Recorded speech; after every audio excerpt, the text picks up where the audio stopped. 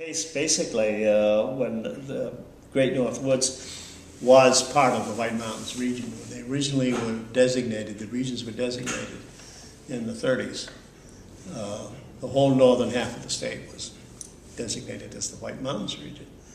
Well, a lot of people in the North Country, so-called, as we call them, or the Great North Woods, said, we're not part of the White Mountains. We're different. And led by Steve Barber was the effort to make that change and to establish the North Country, or the Great North Woods, as a separate entity, because it is so different. It's not like the White Mountains. Thank God it isn't. You know. And then you throw the word North Country, and North Country, White Mountain region. Well, North Country, Sherm Adams used to say, was anywhere north of Concord. And if you lived in Plymouth, north of Lincoln. If you lived in Lincoln, north of the Notch.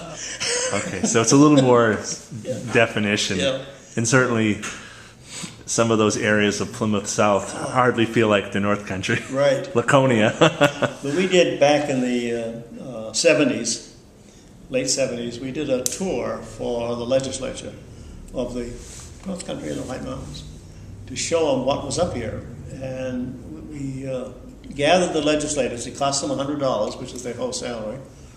And they could bring their spouse, and many of them did. There were 320 people all told that came on the tour, and 8 buses. And I asked them in the gathering in Concord when we got together to get ready to leave, how many of them had not been north of Franconia Notch. It was amazing, the number of legislators who had never been here. Isn't that interesting? Yeah. And I think the same thing holds true today. Oh, yeah. Yeah. Well, So they have no clue. Well, that begs the question of, politics is dominated by the metropolitan southern New Hampshire. Yeah. Well, the Manchester City delegation, the Manchester area delegation can outvote Coos, Carroll, and Grafton County. Won't. Is So what happens we don't get any attention. to the rural aspect of laws and life and policy. If it's with an urban mindset or a metropolitan mindset, what happens to the rural traditions? We get left aside. We aren't part of the process, apparently, and that's too bad. Because we are. I think that northern New Hampshire, the White Mountains, and the Great North Woods is what America was. Small towns, families, farms, working together, raising each other's children, going to schools, going off. Yes, they off. A lot of them left and never came back. But a lot of them have gone, stayed away for a while, and now they're back. And I think that bodes very, very well for our future. And wish they could be here if they're not. Yes. Yeah. It takes a little bit of daring. Yeah. Yes, it does. But nowadays, you don't have to be in New York City to run a business.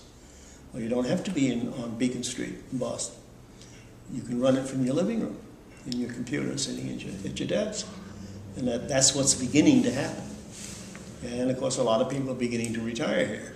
And these people, will they embrace those rural traditions, or will they bring sort of a metropolitan city perspective with them? They'll or is that a probably process? bring that perspective with them. I don't think they will try and make the change, because they came here because of that rural aspect, and because of the peace and quiet, and because of the quality of life here. They'll do their thing, and they'll be on the phone or doing their thing via computers and everything else with their business partners all over the world, wherever they are. But then when they get up from their desk and go out in the other room and sit on the porch, they're back in the North Country. Yeah. Which is amazing. It is. I mean, Yeah. I do it myself. yeah, I mean, it's pretty incredible Yeah. that we can so quickly be in the wilderness and being on our computer. How fortunate we are. We don't realize, I don't think, most of us don't realize how fortunate we are to live where we are.